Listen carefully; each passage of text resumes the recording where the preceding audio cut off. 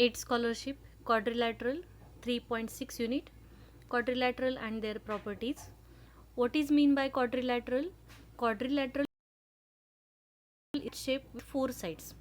The word quadrilateral tells itself about it, that quad means 4 and lateral means sides. So quadrilateral means 4-sided figure, but exactly we can define like this: a quadrilateral is a closed figure made by joining 4 non-collinear points by line segments, and the vertices, sides, angles and the diagonal are the elements or the parts of lateral. But the sides have to be straight and it has to be two-dimensional. What are the properties of the quadrilateral? That the sum of the interior angles is always 360 degree. This is the first property of the quadrilateral, angle sum property. Here you can observe two quadrilaterals are shown here. If the angle is 50 degree, 110, 100 and 100. If we add it, we will get the 360. In this figure, it is the 90 degree, 90 degree and 90 degree. All the angles are of 90 degree. If we add it, we will get again here 360 degree. The quadrilateral has 4 sides, 4 vertices. So the sum of the all angles of a quadrilateral is always 360 degree. Now how to name the quadrilateral? This is the quadrilateral A, B, C, D. So we can write the name of the quadrilateral either clockwise or anti-clockwise or counterclockwise. So you can write the vertices serially. It is very important. A, B, C, D. Or you can write A, D, C, B. This A, B, C, D or A, D, C, B. You cannot write A, C, B, D. The vertices should be serial, either clockwise or anti-clockwise. So you can write B, C, D, A or C, D, A, B or D, A, B, C. Same way, D, C, B, A, C, B, A, D and B, A, D, C. Like this you can write the name of the quadrilaterals. Now the points lies inside the quadrilateral, outside the quadrilateral and on the quadrilateral. So this point M lies in the region of the quadrilateral, means inside part of the quadrilateral, or we can say interior part of the quadrilateral. So this point M lies in the interior of the quadrilateral. This point O lies on the quadrilateral and this point N lies outside or the exterior part of the quadrilateral. All the points are shown here. The point N in the interior portion, O lies on the quadrilateral and M to the exterior of the quadrilateral.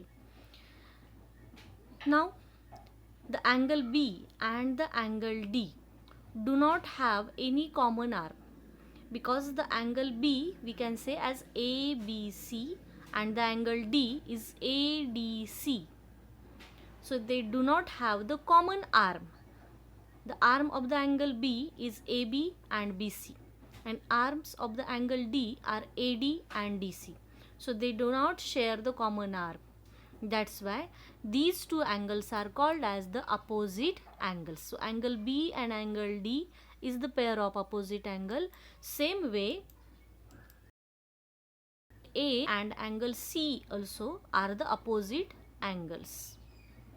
So there are two pairs of the opposite angles, PR and QS. So every quadrilateral has two pairs of opposite.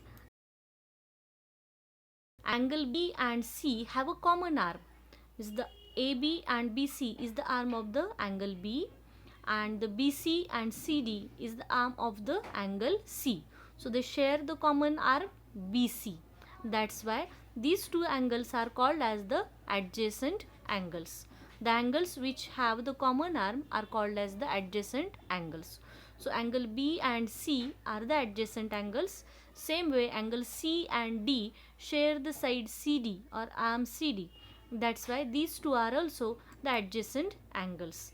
So angle A and B have the common side AB. So these two angles are also adjacent angles. And angle A and D have the common arm AD, so they are also adjacent angles.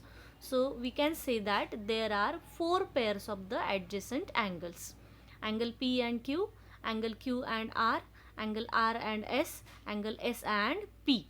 These are the four pairs of the adjacent angles. Adjacent sides and opposite sides: AB and DC